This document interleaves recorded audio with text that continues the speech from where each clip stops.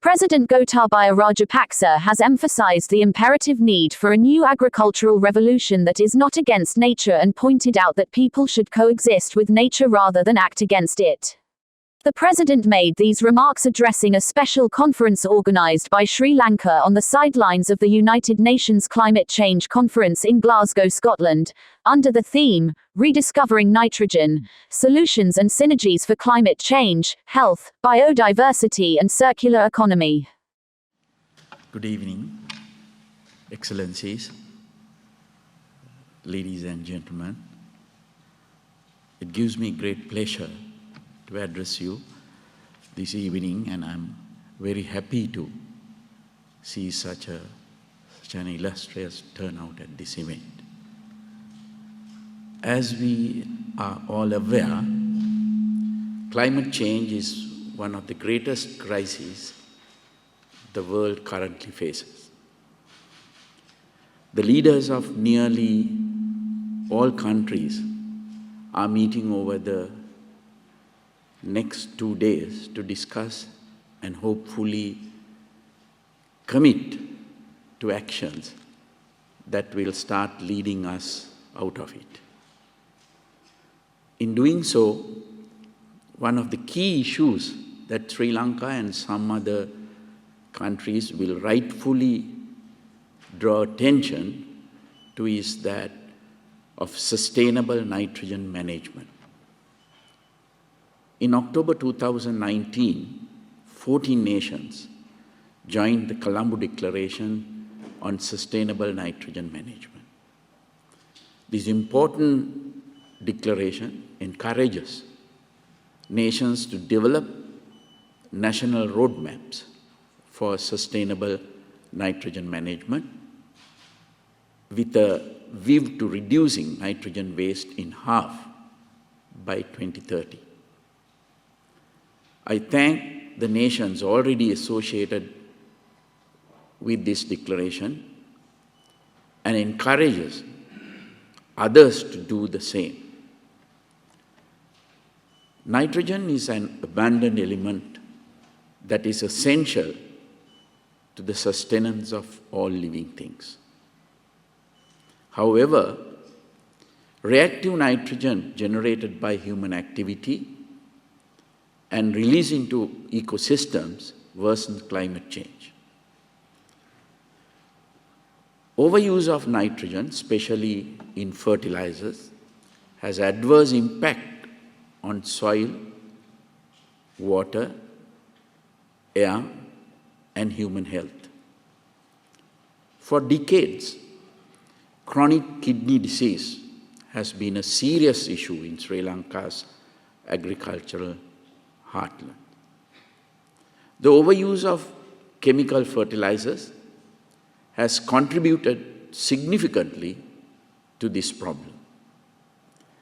It is in this context that my government took firm steps to reduce imports of chemical fertilizer and strongly encourage organic agriculture. Although this action has been broadly appreciated, it has also met with some criticism and resistance. In addition to chemical fertilizer lobby groups, this resistance has come from farmers who have grown accustomed to overusing fertilizer as an easy means of increasing yields. This is particularly unfortunate considering Sri Lanka's rich agricultural heritage. Sri Lanka was known in historic times as the granary of the East. This reputation was achieved in part due to the sophistication of our ancient hydraulic civilization. It was also supported by the traditional wisdom and practices inherited by our farmers in the past, who understood the importance of respecting nature, and worked hard to sustain it. The challenge facing us now is to use modern scientific techniques and practices to enhance agricultural production without causing environmental degradation. We require a new agricultural revolution that has sustainability at its core. Sri Lanka's philosophical heritage, enriched by the teachings of Lord Buddha, has always encouraged us to balance ecological concerns with human needs. Humans must be in sync with nature rather than work against it. My government's policy frameworks emphasize sustainability. This is reflected in Sri Lanka's ambitious, updated, nationally determined contributions to the UNFCCC mechanism. These include increasing the contribution of renewable energy sources to 70% of national needs by 2030, achieving carbon neutrality by 2050, and ensuring no more new coal power projects. Sri Lanka is proud to be a co-lead of the Energy Compact for no new coal power. We also play a leadership role in mangrove restoration and conservation, including through the Commonwealth Blue Charter. Sri Lanka's progressive agenda on the environment is despite the resource constraints it faces as a developing nation. Sustaining such an agenda alongside development programs is challenging for all developing nations, especially following the pandemic. I therefore hope that developed countries will extend their fullest support to such nations through development assistance, technology transfers, skills development, investment, and financing support.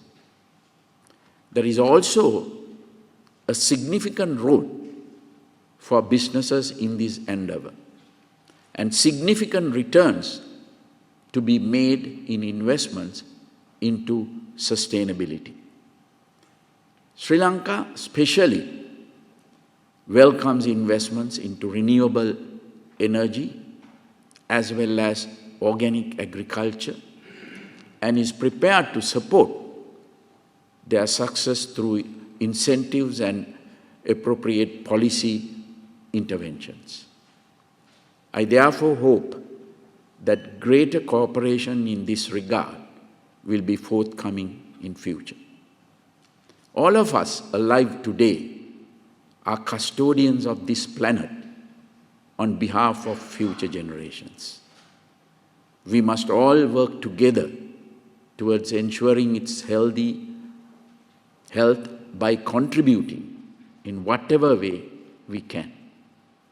If we all do this in a spirit of togetherness and goodwill, I'm certain we will succeed in effecting positive change for our people and our planet. Thank you. Thank you.